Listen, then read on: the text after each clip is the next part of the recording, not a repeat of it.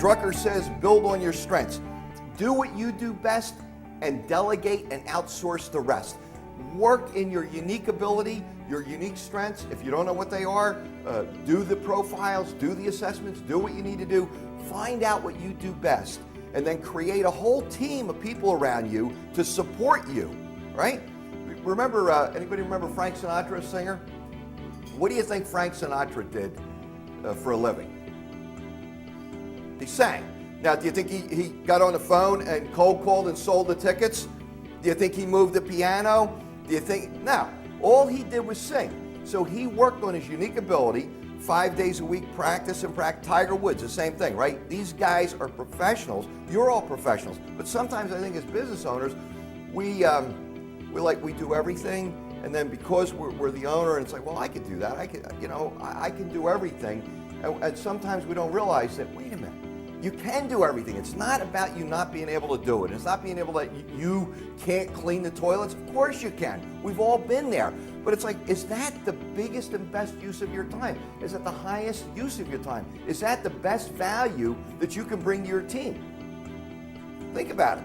And the whole team. You've got, how many of your family working in the business? Anybody? Okay, so you got to take care of yourself. You got to take care of the family. You got employees. You probably have some good employees that you'd like to have this business be sustainable, right? What's the competitive edge? What are you doing differently in 2009 and plan to do differently in 2010 than you're doing right now today? Are you looking at those things? Are you having off-site meetings? Are you grabbing your key people and saying, hey, we're going to take a long weekend. We're going to take a couple days. We're going to brainstorm about the new economy. Because you know what? A lot of people are going to make a ton of money in this new economy. And a lot of people are going to go by the wayside. Chinese have a great character, and it's the character for crisis. But you know what else it's the same character is? It's the character for opportunity. So in every crisis, there's an opportunity. Napoleon Hill wrote in Think and Grow Rich in 1937, in every adversity, there's a seed of equal or greater benefit. What is the news been focusing on for the last 6 months? The economy and how, recession, how bad it is, and it's just, and as they did that, the more and more, they just drone on, they love it. I mean, the journalists, for most news stations today, they have died and gone to heaven because they got bad news, and they could come out and they could just vomit more and more bad news, and they drone on and on and on and on about how bad it is.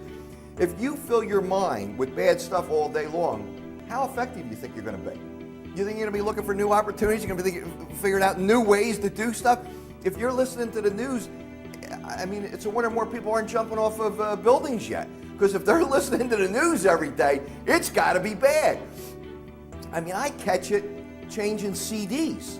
I mean, I catch, like 5 seconds of the news, and that's too much. I read Business Week. I know what's going on, but you can't take a steady diet of that stuff. That stuff will kill you. That's like poison. So you really have to think about what are your strengths, what do you do best, and how can you make a greater contribution?